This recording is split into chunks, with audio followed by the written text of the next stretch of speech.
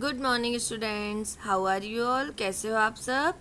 Last Hindi grammar की class में हमने चैप्टर 2 वर्ण विचार कंप्लीट किया है। आप सबको उसमें कोई प्रॉब्लम तो नहीं है? सभी को अच्छे से समझ में आ गया? सभी ने एक्सरसाइज कंप्लीट कर ली है? Okay, very good. आज हम चैप्टर 3 शब्द विचार पढ़ेंगे। शब्द विचार क्या होता है? ध्यान से देखिए। वर्णों का सार्थक मेल शब्द कहलाता है। वर्ण आप सब समझते हैं। सार्थक मेल, सार्थक मतलब ऐसे शब्द जो आपस में मिलकर एक मीनिंगफुल शब्द बनाते हैं, अर्थात जिन शब्दों का कोई अर्थ निकलता है वो सार्थक शब्द कहलाते हैं। देखिए यहाँ पे 2 पिक्चर्स बनी हुई हैं। एक बनी हुई है छतरी, एक बनी हुई है जहाज। बनी है ना? इन दोनों का कोई अर्थ निकल रहा है ना? ये छतरी जो बना है वो सार्थक शब्दों को सार्थक वर्णों से मिलकर बना है, अर्थात ये एक मीनिंगफुल शब्द। यदि हमने बोला छतरी तो आपको समझ में आ रहा है ना छतरी क्या होता है, इसका कोई अर्थ निकलता है तो वो कहलाता है सार्थक शब्द, अर्थात वर्णों के सार्थक मेल को शब्द कहते हैं। इतना सबको क्लियर हो गया? इसके बाद ध्यान से देखिए, इसके बाद आता है कि शब्द कितने प्रकार के होते हैं। शब्द 2 प्रकार के होते हैं, एक होता है विकारी, एक होता है अविकारी। विकारी मतलब विकार उत्पन्न होना, चेंजेस होना, परिवर्तन होना, और अविकारी में किसी भी प्रकार का कोई भी परिवर्तन नहीं होता। इतना सबको समझ में आया? इसमें आपको 4 चीज़ें याद रखना है। जिन शब्दों में लिंग, वचन, काल और कारक, कौन कौन सी? लिंग, वचन, काल और कारक, इनके कारण कोई भी विकार या परिवर्तन, विकार का मतलब होता है परिवर्तन, चेंजेस पैदा होते हैं, उन्हें विकारी शब्द कहते हैं। लिंग, वचन, काल, कारक के बारे में अभी हमने प्रीवियस क्लासेस में आपने पढ़ा होगा। आगे भी अभी हम चैप्टर्स में आएंगे तो आगे भी हम इनको अच्छे से पढ़ेंगे, ठीक है? अर्थात लिंग, वचन, काल और कारक के कारण जब कोई परिवर्तन होता है उसे हम क्या कहते हैं? विकारी शब्द कहते हैं। अब आपको ये और याद रखना है, इसको हम एग्जाम्पल के भी कह सकते हैं कि संज्ञा, सर्वनाम, विशेषण, क्रिया, ये भी आप सबने पढ़ी है। संज्ञा, सर्वनाम, विशेषण, क्रिया, ये सारे के सारे क्या होते हैं? विकारी होते हैं, क्योंकि इन्हीं शब्दों में लिंग, वचन, काल और कारक के कारण परिवर्तन होता है, इसलिए इन्हें विकारी शब्द कहते हैं। अब नेक्स्ट आता है अविकारी शब्द। अविकारी शब्द क्या कहलाते हैं? जिन शब्दों में वही 4 शब्द आएंगे, लिंग, वचन, काल और कारक के कारण कोई भी विकार यानी परिवर्तन नहीं आता, उन्हें क्या कहते हैं? अविकारी शब्द कहते हैं। इसके एग्जाम्पल क्या आ जाएंगे? ये देखिए, क्रिया विशेषण, संबंध बोधक, समुच्चय बोधक और विस्मय आदि बोधक शब्द, ये सारे के सारे क्या होते हैं? अविकारी शब्द कहलाते हैं, ठीक है? क्रिया विशेषण, संबंध बोधक, समुच्चय बोधक और विस्मय आदि बोधक, ये सारे अविकारी शब्द हैं। और अविकारी शब्दों को हम अव्यय भी कहते हैं। क्या कहते हैं? अव्यय भी कहते हैं। समझ में आया सभी को? ये आगे यदि क्रिया विशेषण, संबंध बोधक, समुच्चय बोधक, विस्मय आदि बोधक में यदि प्रॉब्लम होती है तो ये आगे मैं भी आपको एक्सप्लेन करूँगी, ओके? और हम जान चुके हैं, सभी को पढ़ना है। देखिए वही 3 पॉइंट लिखे हैं। वर्णों का सार्थक मेल शब्द कहलाता है। शब्द 2 प्रकार के होते हैं, विकारी, अविकारी, और अविकारी शब्दों को अवयव भी कहते हैं। क्लियर है सभी को? अब हम इनकी एक्सरसाइज करेंगे। आप कितना सीख चुके? इसमें देखिए 2 क्वेश्चन आंसर हैं। शब्द किसे कहते हैं? शब्द आपको पता है, वर्णों का सार्थक मेल शब्द कहलाता है, जैसे जहाज, मछली। विकारी, अविकारी शब्द किसे कहते हैं? उदाहरण दीजिए। तो विकारी में आप बता सकते हैं कि जिन शब्दों में लिंग, वचन, काल और कारक के कारण कोई भी परिवर्तन होता है वो विकारी शब्द, जैसे संज्ञा, सर्वनाम, क्रिया, विशेषण, ये सारे विकारी शब्द हैं। और अविकारी जिन शब्दों में लिंग, वचन, काल और कारक के कारण कोई भी परिवर्तन या विकार उत्पन्न नहीं होता, वो अविकारी शब्द कहलाते हैं, जैसे क्रिया विशेषण, समुच्चय बोधक, संबंध बोधक, विस्मय आदि बोधक आदि, ओके? अब इन शब्दों में विकारी, क्वेश्चन नंबर 3 में देखिए कुछ शब्द दिए हैं, उनमें से आपको विकारी, अविकारी शब्दों को अलग अलग करके लिखना है। तो सबसे पहले आप कैसे छांटोगे? विकारी शब्द में आपने पढ़ा है ना, लिंग, वचन, काल और कारक के कारण परिवर्तन होता है। किस किस में? एग्जाम्पल में क्या पढ़ा था? संज्ञा, सर्वनाम, क्रिया और विशेषण। संज्ञा आप सब जानते हो क्या होता है? संज्ञा किसी स्थान, व्यक्ति, वस्तु या जाति के नाम को संज्ञा कहते हैं, तो किसी का नाम आया होगा तो वो विकारी में आ जाएगा। और संज्ञा के स्थान पर जब हम किसी और शब्दों का यूज़ करते हैं वो सर्वनाम होता है, तो वो भी आया होगा तो वो सर्वनाम हो जाएगा।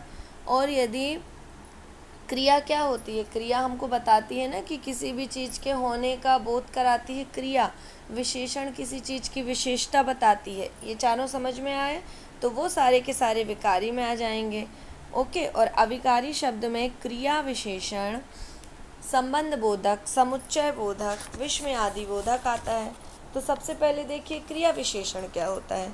जिन शब्दों से क्रिया की विशेषता पता चले, ये सारे चैप्टर हैं अलग अलग, हम इनको बहुत अच्छे से डिटेल में पढ़ेंगे आगे के चैप्टर्स में। अभी आप छोटी छोटी सी डेफिनेशन समझ लीजिए।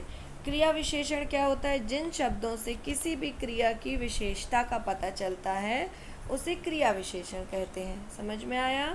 सेकंड आता है संबंध बोधक, जो शब्द संज्ञा या सर्वनाम के साथ लगकर उनका संबंध वाक्य के अन्य शब्दों से बताते हैं। मतलब ऐसे शब्द जो किसी भी एक वाक्य में ऐसा शब्द है जो संज्ञा सर्वनाम के साथ यदि हम लगा दें तो उसी वाक्य के अन्य शब्दों से उसका संबंध बताता है। ठीक है।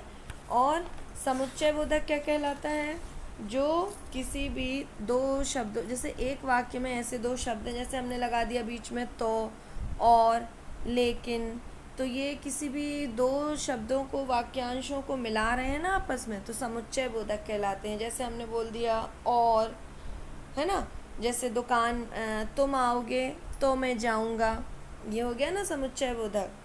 समझ में आया सभी को। ओके।